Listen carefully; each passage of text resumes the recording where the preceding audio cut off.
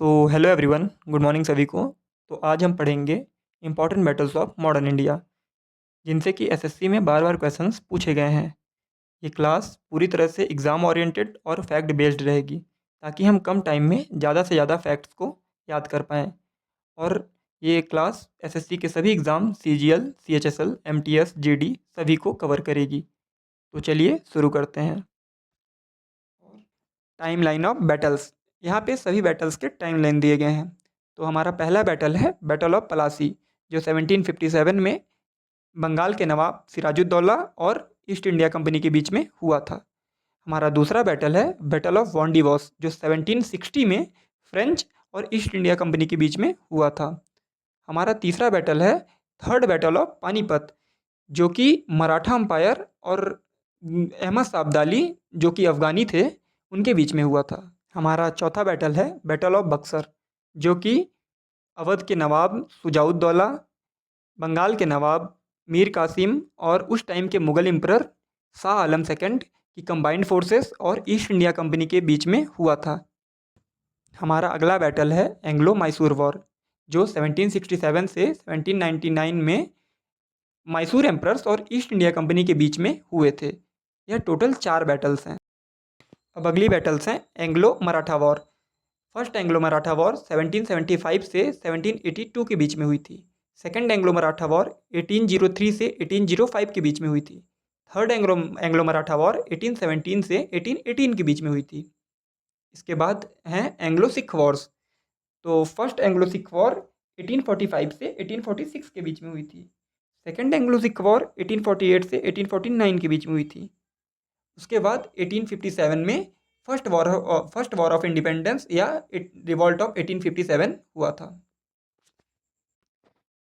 तो चलिए हम मॉडर्न इंडिया की पहली बैटल के बारे में जानते हैं और उसके इम्पोर्टेंट फैक्ट्स को याद करने की कोशिश करते हैं। तो पहली बैटल है बैटल ऑफ प्लासी, जो 1757 में सिराजुद्दौला और ईस्ट इंडिया कंपनी के बीच में हुई थी। ईस्ट इंडिया कंपनी को लीड किया था रॉबर्ट क्लाइव ने, और इस बैटल में ईस्ट इंडिया कंपनी की जीत हुई थी। इसका इमीडिएट कॉज था मीर जाफ़र, जो बंगाल का मिनिस्टर था, उसका बिट्रायल। उसने अपने ही नवाब को धोखा दिया था और अपनी आधी से ज़्यादा आर्मी को ईस्ट इंडिया कंपनी की तरफ कर दिया था, जिसकी वजह से बंगाल की हार हुई। बैटल के ख़त्म होने के बाद मीर जाफ़र को बंगाल का नवाब बना दिया जाता है। इस बैटल से रिलेटेड एक बहुत ही फेमस ट्रेजेडी है, जिसको ब्लैक होल ऑफ कलकत्ता कहा जाता है। इसमें सिराजुद्दौला 146 ब्रिटिश प्रिजनर्स को डार्क रूम में बंद कर देते हैं, जिसमें उनकी घुटन से मौत हो जाती है, और इसको भी एक रीज़न माना जाता है बैटल ऑफ प्लासी का। तो अब आते हैं हम इस बैटल के रिज़ल्ट पे। तो इस बैटल का रिज़ल्ट हुआ कि यहीं से ईस्ट इंडिया कंपनी का रूल स्टार्ट हुआ इंडिया में। इससे पहले तक वो सिर्फ ट्रेड कर रहे थे और इंडिया में ट्रेड करने के लिए ही आए थे, लेकिन इस वॉर को जीतने के बाद उनको लगा कि वह इंडिया में रूल भी कर सकते हैं। तो इस वजह से यह बहुत ही इम्पोर्टेंट बैटल बन जाता है मॉडर्न इंडिया का। तो लगभग सारे फैक्ट्स हमने कवर कर लिए। अब चलिए अगले बैटल पे चलते हैं। हमारा अगला बैटल है बैटल ऑफ वॉन्डिवॉस, जिसे थर्ड कार्नेटिक वॉर भी कहा जाता है। यह बैटल 1960 में ईस्ट इंडिया कंपनी और फ्रेंच कंपनी के बीच में हुआ था। इस बैटल में फ्रेंच आर्मी को लीड किया था काउंट डी लैली ने, और ईस्ट इंडिया कंपनी को लीड किया था आयर कूट ने। अब आते हैं इस बैटल के रिजल्ट पे। तो इसमें फ्रेंच आर्मी की हार हुई और फ्रेंच मिलिट्री पावर ख़त्म हो गई इंडिया से। इस बैटल के बाद फ्रेंच कंपनी अपना कंट्रोल इंडिया से लूज़ कर देती है और ईस्ट इंडिया कंपनी अपने बिगेस्ट कंपटीटर को बाहर कर देती है। पहले प्लासी में जीत, फिर फ्रेंच कंपनी का पावर ख़त्म करके ईस्ट इंडिया कंपनी धीरे धीरे तैयार हो रही थी इंडिया में रूल करने के लिए। तो चलिए अब अगले बैटल पे चलते हैं। तो हमारा अगला बैटल है थर्ड बैटल ऑफ पानीपत, जो 14 जनवरी 1761 में हरियाणा में एक जगह पड़ती है पानीपत, वहाँ हुआ था। इससे पहले पानीपत में 2 और युद्ध हो चुके थे। फर्स्ट बैटल ऑफ पानीपत, जो इब्राहिम लोदी और बाबर के बीच में हुआ था, जिससे मुग़ल एम्पायर की शुरुआत हुई थी। और सेकंड बैटल ऑफ पानीपत, जो हिमू और अकबर की फोर्सेस के बीच में हुआ था। अब ये है थर्ड बैटल ऑफ पानीपत, जो मराठा अंपायर और अहमद साबदाली, जो अफ़गान से आया था, उसके बीच में हुआ था। इसमें मराठाओं को लीड किया था सदाशिवराव भाऊ ने, और इस बैटल में अहमद साबदाली की जीत हुई थी। मराठाओं की हार का रीज़न क्या था? फूड शॉर्टेज, खाने की कमी, वीक सपोर्ट, उनके आसपास के नेबरिंग स्टेट से जैसे राजस्थान के राजपूत, इनसे उनको सपोर्ट नहीं मिल पाया, और पुअर प्लानिंग, उन्होंने सही से इस बैटल के लिए प्लानिंग भी नहीं की थी, जिसकी वजह से मराठा हार गए। अब इस बैटल के बाद क्या हुआ? इस बैटल के बाद मराठा पावर वीकेन पड़ गई, जिससे ईस्ट इंडिया कंपनी को ही फ़ायदा हुआ और वह अच्छे से एक्सपांड कर पाई इंडिया में। अब धीरे-धीरे करके ईस्ट इंडिया कंपनी इंडिया में रूल करने के लिए तैयार हो चुकी थी। अब आने वाला है एक डिसिसिव बैटल, जिससे यह लगभग तय हो गया कि ईस्ट इंडिया कंपनी इंडिया में रूल कर पाएगी।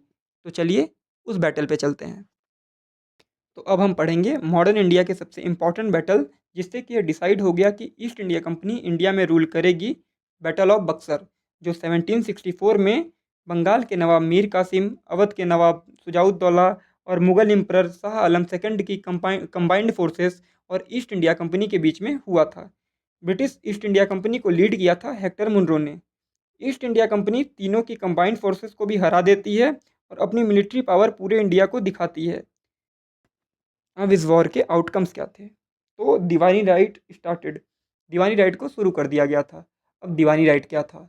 तो दीवानी राइट एक तरह का लॉ था, जिससे कि ईस्ट इंडिया कंपनी को यह पावर मिलती है कि जिस भी स्टेट का उसके पास दीवानी राइट्स होंगे, उसके टैक्स कलेक्शन और उनके इंटरनल डिस्प्यूट्स या सिविल लॉज को वो हैंडल करेंगे, और उसके क्रिमिनल लॉस और मिलिट्री पावर को वहाँ के नवाब हैंडल करेंगे। तो इलाहाबाद ट्रीटी, जो 1765 में मुगल एम्परर शाह आलम सेकंड और ईस्ट इंडिया कंपनी के बीच में साइन हुई थी, उससे बंगाल की दीवानी राइट, बिहार की और उड़ीसा की दीवानी राइट ईस्ट इंडिया कंपनी को मिल जाती है। अब यहाँ से ईस्ट इंडिया कंपनी का रूल इंडिया में अच्छी तरीके से स्टार्ट हो जाता है। अब हम आगे एंग्लो मैसूर वॉर्स को देखेंगे। एंग्लो मैसूर वॉर्स 1767 से 1799 के बीच में 4 बार हुई थी। फर्स्ट एंग्लो मैसूर वॉर 1767 से 1769 के बीच में हुई थी। मैसूर के लीडर थे हैदर अली, और इस वॉर का रिजल्ट था ईस्ट इंडिया कंपनी की हार। और उसके बाद ट्रीटी साइन की गई थी, ट्रीटी ऑफ मद्रास 1769 में। अब सेकेंड एंग्लो मैसूर वॉर, यह 1780 से 1784 के बीच में हुई थी। मैसूर के लीडर थे हैदर अली, और वॉर के बीच में ही उनकी 1782 में कैंसर की वजह से डेथ हो गई थी। उसके बाद मैसूर के लीडर बने थे उनके बेटे टीपू सुल्तान। इस वॉर का कोई क्लियर रिजल्ट नहीं आया था और कोई क्लियर विनर नहीं डिसाइड हुआ था। इस वॉर के बाद भी एक ट्रीटी साइन की गई थी, ट्रीटी ऑफ मैंगलोर, जो 1784 में हुई थी। थर्ड एंग्लो मैसूर वॉर, यह 1790 से 1792 के बीच में हुई थी। मैसूर के लीडर थे टीपू सुल्तान, और इसका रिजल्ट था ब्रिटिश ईस्ट इंडिया कंपनी की जीत। और इस वॉर के बाद ट्रीटी साइन की गई थी, ट्रीटी ऑफ सेरिंगपट्टनम 1792 में। इस वॉर के बाद टीपू सुल्तान अपनी हाफ टेरिटरी हार गए थे। उसके बाद है फोर्थ एंग्लो मैसूर वॉर, जो 1799 में हुई थी, और इसमें भी मैसूर के लीडर थे टीपू सुल्तान, और इसका भी रिजल्ट हुआ था ब्रिटिश ईस्ट इंडिया कंपनी की जीत। और इस वॉर के बाद टीपू सुल्तान की मृत्यु हो गई थी सेरिंगपट्टनम, जो कर्नाटका में एक टाउन पड़ता है वहाँ, और यहाँ से ब्रिटिश ईस्ट इंडिया कंपनी की सुपरमेसी साउथ इंडिया में भी इस्टेब्लिश हो गई थी। अब हम पढ़ेंगे एंग्लो मराठा वॉर्स, जो 1775 से 1818 के बीच में हुई थी। हाँ, थर्ड बैटल ऑफ पानीपत के बाद मराठा एम्पायर वीकेंड पड़ गया था, लेकिन फिर भी वो उस टाइम के one of the most dominant power थे इंडिया के। तो फर्स्ट एंग्लो मराठा वॉर 1775 से 1782 के बीच में हुई थी, जिसके बाद ट्रीटी ऑफ सालबाई 1782 में साइन की गई थी। इस ट्रीटी के तहत दोनों एक दूसरे की जीती हुई टेरिटरीज एक दूसरे को वापस कर देते हैं। इस वॉर का कोई क्लियर विनर डिसाइड नहीं हुआ था। सेकेंड एंग्लो मराठा वॉर 1803 से 1805 के बीच में हुई थी, जिसके बाद ट्रीटी ऑफ देवगांव 1803 में साइन की गई थी, और इस वॉर की विनर थी east India company. Third Anglo Maratha war 1817 से 1818 के बीच में हुई थी, जिसके बाद ट्रीटी साइन की गई थी, ट्रीटी ऑफ मंदसौर, जो 1818 में साइन की गई थी, और इस वॉर की भी विनर थी ब्रिटिश ईस्ट इंडिया कंपनी। इस वॉर के बाद पेशवा बाजीराव सेकंड सरेंडर कर देते हैं 1818 में, जिसका रिजल्ट होता है मराठा पावर का कोलैप्स इंडिया में, और ब्रिटिश ईस्ट इंडिया कंपनी का इंडिया का सबसे डोमिनेंट पावर बन जाना। तो चलिए एंग्लो मराठा वॉर्स की इंपॉर्टेंट ट्रीटीज़ और उनके इंपॉर्टेंट फैक्ट्स को हम दोबारा देख लेते हैं। तो फर्स्ट ट्रीटी थी ट्रीटी ऑफ सालबाई, जो 1782 में हुई थी, सेकेंड ट्रीटी थी treaty of Deogaon, treaty of Surji Anjangaon, treaty of Rajghat जो 1803 में हुई थी। थर्ड ट्रीटी थी ट्रीटी ऑफ मंदसौर जो 1818 में हुई थी। और इसका इम्पॉर्टेंट फैक्ट है पेशवा बाजीराव सेकंड का सरेंडर 1818 में।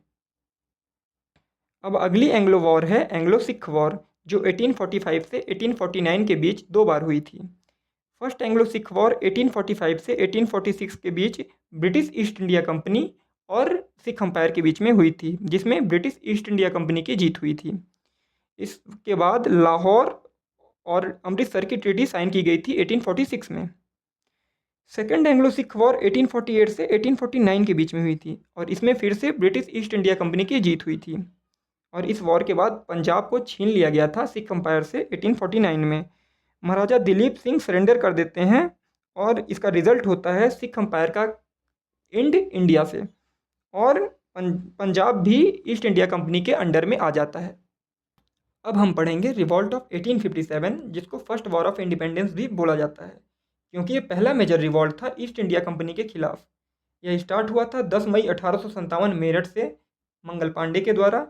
इसका इमीडिएट कॉज था introduction of Enfield rifle cartridges, नई तरह की कारतूसों का प्रयोग जिसमें गाय और सुअर की चमड़ी मिलाए जाने के रूमर्स थे। इसके दूसरे भी कॉजेस थे, जैसे पॉलिटिकल कॉज था डॉक्ट्राइन ऑफ लैप्स जो लॉर्ड डलहौजी द्वारा शुरू किया गया था। इसके इकोनॉमिक कॉजेस थे हैवी टैक्सेस। इसका सोशल एंड रिलीजियस इंटरफेरेंस भी एक कॉज था। मिलिट्री डिस्क्रिमिनेशन भी एक कॉज था। तो अब चलिए हम इस रिवॉल्ट के इम्पोर्टेंट लीडर्स को जिन्होंने अलग अलग जगह से इस रिवॉल्ट को लीड किया उनके बारे में पढ़ते हैं। इस रिवॉल्ट के मेजर लीडर्स हैं मंगल पांडे बैरकपुर से, रानी लक्ष्मीबाई झांसी से, नाना साहिब और तात्या टोपे कानपुर से, बहादुर शाह जफर दिल्ली से, बेगम हजरत महल लखनऊ से। इसकी और भी मेजर लीडर्स हैं। अब इस रिवॉल्ट का रिजल्ट क्या हुआ, तो रिवॉल्ट सप्रेस कर दिया गया 1858 में। ईस्ट इंडिया कंपनी का रूल ख़त्म हुआ और इंडिया डायरेक्ट ब्रिटिश क्राउन के कंट्रोल में चला गया 1858 में। और यहीं से इंडियन नेशनलिज्म का शुरुआत हुआ और गवर्नर जनरल की पोस्ट को वाइसरॉय की पोस्ट में कन्वर्ट कर दिया गया। अब अगर हम सोचेंगे कि यह रिवॉल्ट फेल क्यों हुआ, तो बहुत सारे रीजंस हैं, लेकिन एक मेजर रीज़न बोलेंगे तो ये रिवॉल्ट एकजुट नहीं था। सब अलग अलग कॉजेज़ के लिए लड़ रहे थे, सब अपने अपने स्टेट्स के लिए लड़ रहे थे। अगर एकजुट होते तो शायद यह सक्सेस हो जाता। इसका कोई प्रॉपर टाइमिंग नहीं था इस रिवॉल्ट को लॉन्च करने का। और भी बहुत सारे रीजंस थे, लेकिन मेन रीजंस देखेंगे तो आप यही था। तो मॉडर्न इंडिया की सभी इंपॉर्टेंट बैटल्स के बारे में हमने जान लिया। अब कुछ इंपॉर्टेंट पॉइंट्स को देख लेते हैं। तो battle of Plassey, British rule begins in 1757। Plassey के युद्ध के बाद ईस्ट इंडिया कंपनी या ब्रिटिश रूल का शुरुआत हुआ था 1757 में। Battle of Wandiwash, French power ends in 1760। Wandiwash के युद्ध के बाद फ्रेंच की पावर इंडिया से खत्म हो गई थी और इसी को थर्ड कार्नेटिक वॉर भी कहा जाता है। पानीपत का तीसरा युद्ध, मराठा पावर्स डिफीटेड इन 1761। पानीपत के तीसरे युद्ध के बाद मराठा की हार हुई थी 1761 में। Battle of Buxar, Deewani right started. और पहले 3 स्टेट थे बंगाल, बिहार और उड़ीसा जिन्होंने दीवानी राइट्स को एक्सेप्ट किया था। उसके बाद इलाहाबाद ट्रीटी को साइन किया गया था 1764 में, उस टाइम के मुगल एम्परर शाह आलम सेकंड के द्वारा। टीपू सुल्तान की डेथ हुई थी 1799 में in fourth Anglo Mysore war. Treaty of basin को साइन किया गया था 1802 में। हाँ, ट्रीटी ऑफ बेसिन हम वीडियो में पहले नहीं समझा पाए हैं। तो ये ट्रीटी क्या थी? ये ट्रीटी हुई थी मराठा पेशवा ऑफ पुणे बाजीराव द्वितीय और ईस्ट इंडिया कंपनी के बीच में। और इस ट्रीटी की वजह से ही पेशवा को सब्सिडरी अलायंस को एक्सेप्ट करना पड़ा था और इस ट्रीटी के बाद वह एक पपेट रूलर बन के रह गए थे। अब सब्सिडरी अलायंस क्या थी इसको हम एक सेपरेट वीडियो में देख लेंगे। उसके बाद पंजाब को एनेक्स किया गया था 1849 में और रिवॉल्ट ऑफ 1857 के बाद कंपनी का रूल ख़त्म हो गया था और इंडिया सीधे ब्रिटिश क्राउन के कंट्रोल में चली गई थी। इस रिवॉल्ट के बाद ही गवर्नर जनरल की पोस्ट को चेंज करके वाइसरॉय की पोस्ट में कन्वर्ट कर दिया गया था। इम्पॉर्टेंट पॉइंट्स को भी हमने देख लिया। अब चलिए एसएससी में आए हुए मोस्ट रिपीटेड पीआईक्यूज़ को सॉल्व करने की कोशिश करते हैं, जिससे यह पता चलेगा कि यह वीडियो हमारे लिए कितना बेनिफिशियल रहा। तो हमारा पहला क्वेश्चन है the revolt of 1857 began from. 1857 की क्रांति कहाँ से शुरू हुई थी? दिल्ली, कानपुर, मेरठ, लखनऊ। तो मेरठ से शुरू हुई थी। दूसरा क्वेश्चन है, the immediate cause of revolt of 1857 was. Immediate cause क्या था रिवॉल्ट ऑफ 1857 का? Doctrine of lapse, high taxes, Enfield rifle cartridges, subsidiary alliance. तो इसका इमीडिएट कॉज था इनफील्ड राइफल कार्ट्रिजेस। तीसरा क्वेश्चन है, मंगल पांडे बिलोंग टू। मंगल पांडे कहाँ से थे? मद्रास आर्मी से थे, बॉम्बे आर्मी से थे, बंगाल आर्मी से थे या सिख रेजिमेंट से थे? तो मंगल पांडे बंगाल आर्मी से थे और बैरकपुर से शुरू हुआ था रिवॉल्ट, याद करो। फिर चौथा क्वेश्चन है, बहादुर शाह जफर वॉज द। बहादुर शाह जफर कौन थे? मराठा किंग थे, लास्ट मुगल एम्परर थे, नवाब ऑफ बंगाल थे या हैदराबाद के नवाब थे? तो बहादुर शाह जफर लास्ट मुगल एम्परर थे। अब हमारा पांचवा क्वेश्चन है, who defeated Sirajuddaulah in battle of Plassey. Sirajuddaulah को किसने हराया था प्लासी के युद्ध में? Warren Hastings, Robert Clive, Cornwallis या वेलेस्ली? तो सिराजुद्दौला को रॉबर्ट क्लाइव ने हराया था। ईस्ट इंडिया कंपनी को लीड किया था बैटल ऑफ प्लासी में इसने। छठा क्वेश्चन है, टीपू सुल्तान डाइड इन। टीपू सुल्तान की मृत्यु कौन से वॉर में हुई थी? Second Anglo Mysore war, third Anglo Mysore war, fourth Anglo Mysore war या फर्स्ट एंग्लो मैसूर वॉर? तो टीपू सुल्तान की death fourth Anglo Mysore war में 1799 में हुई थी। सेवेंथ क्वेश्चन है, the treaty of Seringapatam was signed after. किस वॉर के बाद ट्रीटी ऑफ सेरिंगपट्टनम साइन की गई थी? First Anglo Mysore war, second Anglo Mysore war, third Anglo Mysore war या फोर्थ एंग्लो मैसूर वॉर? तो treaty of Seringapatam third Anglo Mysore war के बाद साइन की गई थी। अब हमारा आठवां क्वेश्चन है, the revolt of 1857 was suppressed in. 1857 का रिवॉल्ट सप्रेस किया गया था कब? 1857 में, 1858 में, 1866 में, 1862 में? तो 1857 का रिवॉल्ट 1858 में सप्रेस किया गया था और उसके बाद ब्रिटिश क्राउन आ गया था इंडिया में। हमारा नौवां क्वेश्चन है, after 1858 India come under the rule of. 1858 के बाद इंडिया किसके अंडर में आ गया था, किसके रूल के अंडर में आ गया था? ईस्ट इंडिया कंपनी के अंडर में, गवर्नर जनरल के अंडर में, ब्रिटिश क्राउन के अंडर में या पार्लियामेंट ऑफ इंडिया के अंडर में? तो ब्रिटिश क्राउन के अंडर में आ गया था। अब हमारा 10वां और लास्ट क्वेश्चन है, the battle of Plassey was fought in. Plassey का युद्ध कब लड़ा गया था? 1756 में, 1757 में, 1764 में या 1761 में? तो यह तो हम सबको याद है कि प्लासी का युद्ध 1757 में लड़ा गया था रॉबर्ट क्लाइव और सिराजुद्दौला के बीच में। तो हमारा लेक्चर यहीं पे ख़त्म होता है। हमको उम्मीद है कि आप सभी को यह क्लास पसंद आई होगी और यह आपके प्रिपरेशन में बेनिफिशियल रहेगी। दोस्तों, यह मेरी पहली क्लास है, तो अगर आपको लगा होगा कि यह आपके लिए बेनिफिशियल रहेगी तो प्लीज़ सपोर्ट करिएगा। हम आगे भी ऐसे इंपॉर्टेंट टॉपिक्स को कवर करते रहेंगे जिनसे एसएससी बार बार क्वेश्चन पूछती रहती है। Thank you. Have a wonderful day.